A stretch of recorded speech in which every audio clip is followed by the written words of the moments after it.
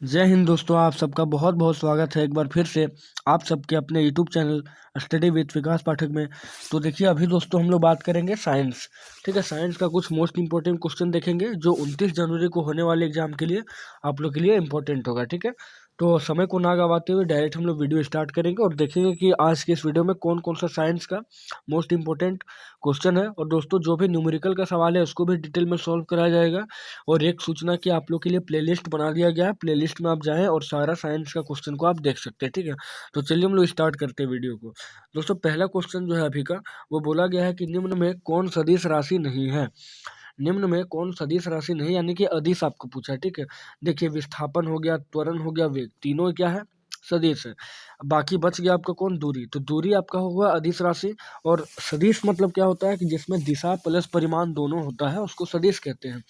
और वहीं अगर बात करें अदिश का, तो इसमें सिर्फ परिमाण की आवश्यकता होती है, यानी इसको जब व्यक्त करना हो, इसको दिखाना हो, तो सिर्फ परिणाम का बात करेंगे तो वो अदिश राशि हो जाएगा। चलिए सेकंड क्वेश्चन वो देखेंगे बच्चे। सेकंड में बोला गया वेग परिवर्तन के दर को क्या कहते हैं।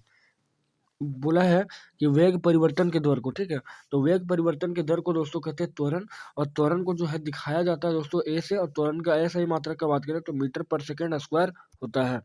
नेक्स्ट बोला है चाल और वेग का मात्रक क्या होता है।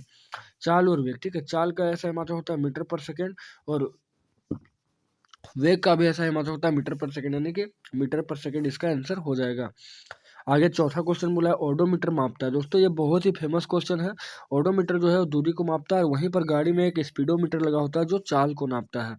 चलिए आगे देखेंगे पांचवा क्वेश्चन। बोला है 20 मीटर पर सेकंड का किलोमीटर पर आवर में मान क्या होगा। दोस्तों, ध्यान से आपको देखना है। देखिए, जब बोलेगा जब मीटर पर सेकंड से जब मीटर पर सेकंड से हमको किलोमीटर पर आवर की तरफ जाना है। ठीक है, आप देख सकते हैं छोटा यूनिट से बड़ा यूनिट बोल रहा है। छोटा यूनिट से अगर बड़ा यूनिट बोल देगा तो वहाँ पर क्या करना है, तो वहाँ पे एक दिमाग आपको लगाना है ये चीज़। ठीक है, एक दिमाग आपको लगाना है ये चीज़। और वो दिमाग क्या है, चलिए देखते हैं। देखिए, बोलेगा छोटा से बड़ा, ठीक है, छोटा से जैसे ही बड़ा बोल देगा तो आपको क्या करना है, 20 तो यहाँ रहेगा ही, प्लस आपको यहाँ बड़ा जब भी बोलेगा तो बड़ा ऊपर वाले को रखना है और वहाँ से इसको डिवाइड ये कर देना है। ठीक है, अब 18/5 यानी 5 चौक कितना हो गया, 20। अब देखिए 18 ऊपर रहा और 4, 18 चौक कितना हो जाएगा, 72 हो जाएगा। तो इसका आंसर तो यहाँ पर 72 हो जाएगा। लेकिन अगर आपको घुमा फिरा के फिर से एक सवाल दे देगा ऐसे है कि किलोमीटर पर आवर से इसको बदल दो बबुआ किसमें, तो मीटर पर सेकेंड में। ठीक है, मीटर पर सेकेंड में तो भी हो जाएगा, कोई दिक्कत नहीं है। तो 20 था, और जब किलोमीटर पर आवर से हमको मीटर पर सेकंड में बदलना था, तो करेंगे क्या, ये 5/18 हो जाता। ठीक है, और यहाँ से जब इसको सॉल्व करेंगे तब फाइनली ये किस में आ जाएगा, मीटर पर सेकंड में आ जाएगा। तो ध्यान देने वाली बात क्या थी कि मीटर पर सेकंड से अगर बड़े यूनिट की तरफ जाना है, किलोमीटर पर आवर की तरफ, तो आपको 18/5 से गुना करना है। वहीं किलोमीटर पर आवर से अगर छोटे यूनिट की तरफ जाना है तो उल्टा करके 5/18 से गुना कर देना है। आई होप समझ गए होंगे। अब देखिए छठा क्वेश्चन देखेंगे, बहुत ही इंपॉर्टेंट क्वेश्चन है ये वाला। बोला एक कार की चाल 15 मीटर की दूरी तय करने में 18 किलोमीटर प्रति घंटा से 36 किलोमीटर प्रति घंटा हो जाती है।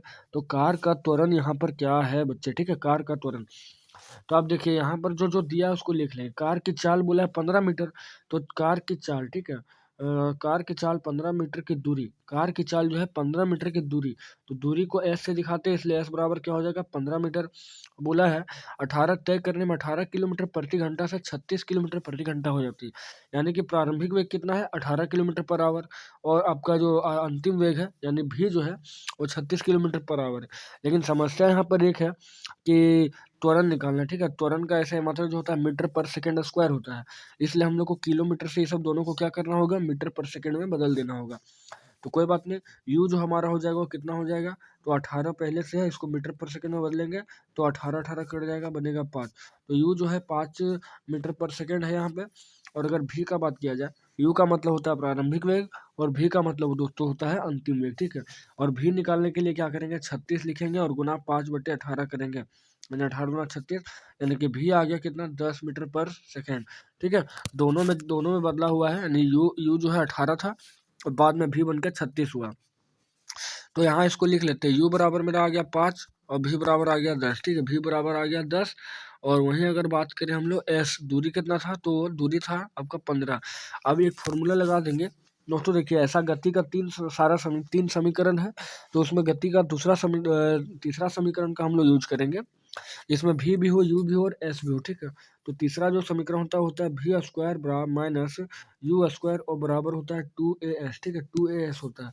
तो v कितना आया था, 10 आया था, 10 का स्क्वायर कर देंगे और फिर u तो आपका 5 का स्क्वायर है और बराबर यहाँ हो गया 2 गुना as, ठीक है, 2 गुना as हो गया।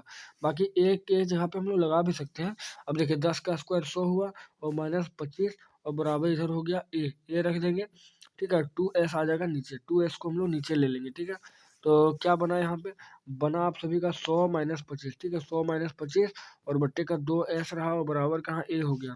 100 में से 25 गया, कितना बचेगा 75 और यहाँ 2 और s का मान जो है 15 है और बराबर ए हो जाएगा। तो 15 पचे 75 कटेगा, तो यानी 5/2 बराबर ए हुआ, 5/2 बराबर ए हुआ, इसलिए ए बराबर क्या हो जाएगा, तो 5/2 यानी कि 2.5 मीटर पर सेकेंड स्क्वायर हो जाएगा, 2.5 मीटर पर सेकेंड स्क्वायर, यानी ऑप्शन नंबर जो है ए सही जवाब है।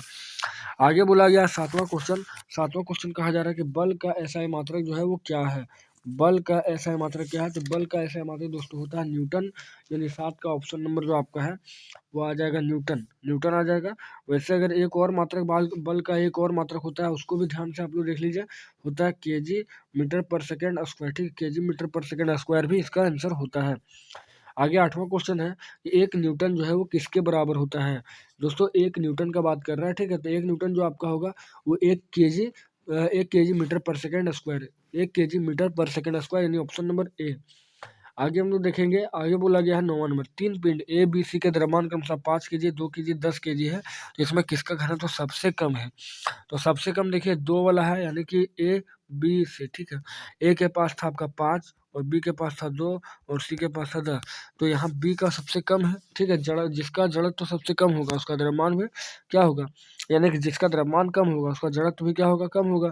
तो यहाँ पे बी का आंसर सही हो जाएगा, यानी कि 9 का बी नंबर हो जाएगा। आगे 10वां क्वेश्चन है, 1 केजी द्रव्यमान पर 1 न्यूटन बल लगाने पर उत्पन्न त्वरण का मान क्या होगा।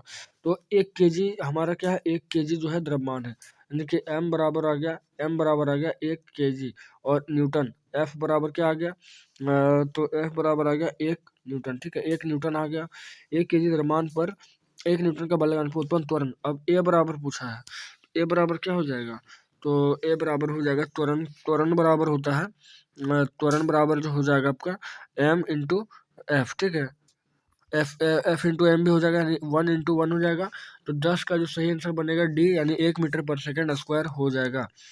आगे बोला 11 नंबर की न्यूटन के गति के पहले नियम से किससे मिलता है। तो न्यूटन का पहला नियम जो है जड़त्व के परिभाषा से मिलता है, जिसको गैलीलियो का नियम भी कहते हैं। आगे 12वां क्वेश्चन, न्यूटन गति के कौन से नियम से बल मापने का सूत्र हमको मिलता है। तो बल मापने का सूत्र का बात किया जाए तो दूसरे नियम से मिलता है, दूसरे नियम से। आगे है जी का मान क्या होता है, यानी गुरुत्वीय त्वरण जो होता है उसका मान कितना होता है। तो 9.8 मीटर पर सेकेंड स्क्वायर, यानी ऑप्शन नंबर जो है 2 सही हो जाएगा। आगे दोस्तों बोला गया है 60 केजी द्रव्यमान की किसी वस्तु का चंद्रमा पर भार कितना होगा, और बोला जी बराबर 10 मीटर पर सेकेंड स्क्वायर लेना है। तो 60 केजी द्रव्यमान था और उसका 1/6 हम लोग निकालेंगे, क्योंकि 1/6 होता है चंद्रमा पर, तो 6 से काटेंगे यहाँ 10 बन जाएगा, ठीक है, 10 बन जाएगा। और बाकी आपको कितना दिया था, 10 दिया था, यहाँ पे 10 दिया, 100 हो जाएगा। 100 न्यूटन जो है फाइनल आंसर निकल कर सामने आ रहा है, तो 100 न्यूटन ही हो जाएगा। अगला क्वेश्चन है, शरबत बनाते समय पानी में चीनी मिलाने पर चीनी पानी में मिल जाती है, पदार्थ के किस गुण को दर्शाता है। तो दोस्तों ये इसलिए मिल जाती है क्योंकि पदार्थ के कणों के बीच क्या होता है, रिक्त स्थान होता है, पदार्थ के कणों के बीच रिक्त स्थान होता है। आगे 16वां क्वेश्चन, निम्नलिखित में से कौन सा पदार्थ का उदाहरण है। तो विचार शीतल पेय या स्नेह। शीतल पेय मतलब कोल्ड ड्रिंक्स, तो कोल्ड ड्रिंक्स ही हो जाएगा पदार्थ, क्योंकि यह स्थान भी घेरता है, प्लस इसका अपना कुछ द्रव्यमान कुछ आयतन होता है। आगे 17वां नंबर है, दो विभिन्न पदार्थों के कणों का स्वतः मिल जाना क्या कहलाता है। दो विभिन्न पदार्थों, बोला गया है दो विभिन्न पदार्थों के कणों का स्वतः मिल जाना क्या कहलाता है। तो इसको घुलना, दो विभिन्न पदार्थों के कणों का स्वतः खुद मिल जाना क्या कहलाता है, घुलना, संपीड़न, विसरण। तो इसको दोस्तों कहते हैं घुलना, ठीक है, घुलना कहते हैं। आगे हम लोग देखेंगे, बोला गया किसी तत्व की प्रति इकाई द्रव्यमान आयतन को क्या कहते हैं। किसी तत्व की द्रव्यमान प्रति इकाई आयतन को क्या कहते हैं, तो उसको कहा जाता है घनत्व, डेंसिटी। आगे देखेंगे 20वां क्वेश्चन। बोला गया है जल में हाइड्रोजन ऑक्सीजन के द्रव्यमान का अनुपात सदैव 1:8 होता है। यह किस नियम को दर्शाता है? यह किस नियम को दर्शाता है? तो हमेशा जब होगा ना, हमेशा एक जैसा होगा तो वो दिखा देगा आपको किसका, स्थिर अनुपात के नियम को, स्थिर अनुपात के नियम को दिखा देगा। अच्छा, एक क्वेश्चन छूट रहा था 19 नंबर। तो 19वां जो है उसको क्या बोला गया, 2 ग्राम हाइड्रोजन और 16 ग्राम ऑक्सीजन के साथ मिलकर 18 ग्राम जल का निर्माण होता है। ठीक है, यानी कि हाइड्रोजन और प्लस ऑक्सीजन मिलकर जो बनाते हैं, किसको बनाते हैं, H2O को बनाते हैं। हाइड्रोजन बोला 2 ग्राम प्लस ऑक्सीजन जो है वो 16 बोला है, और बराबर यहाँ H2O का निर्माण बोला 18। इसका जो सी है 18 ग्राम जल, यानी ग्राम 18, तो H2O यानी 18 ग्राम जल हो गया। तो आप यहाँ देखिए 2 यहाँ और 16 यहाँ, दोनों को मिलाकर ही तो बराबर किया गया है, इसलिए हम लोग कह सकते हैं द्रव्यमान संरक्षण का नियम, यानी कि 19 का हो जाएगा द्रव्यमान संरक्षण नियम। 20 नंबर तो आपको बता दिए कि 1:8 हमेशा रहेगा, तो वो क्या बनेगा, वो बन जाएगा स्थिर अनुपात का नियम। स्थिर अनुपात का नियम यानी ऑप्शन नंबर बी। उसके बाद है परमाणु त्रिज्या को किस मात्रक में नापा जाता है? परमाणु त्रिज्या को, तो परमाणु त्रिज्या को दोस्तों जो है नैनोमीटर के रूप में नापते हैं, नैनोमीटर के रूप में। और 1 नैनोमीटर के बराबर अगर बात करें तो कितना होता है, 10.10⁻⁹ मीटर के बराबर होता है। आगे देखेंगे, बोला गया भाई साहब परमाणु द्रव्यमान को किस इकाई में नापते हैं? परमाणु जो द्रव्यमान है उसको किस इकाई में नापते हैं? तो उसको बोलते हैं यूनिफाइड, यानी कि यू। आगे बोला है 23वां क्वेश्चन के किसी पदार्थ का सूक्ष्मतम कण जो स्वतंत्र रूप से रह सकता है वो क्या कहलाता है?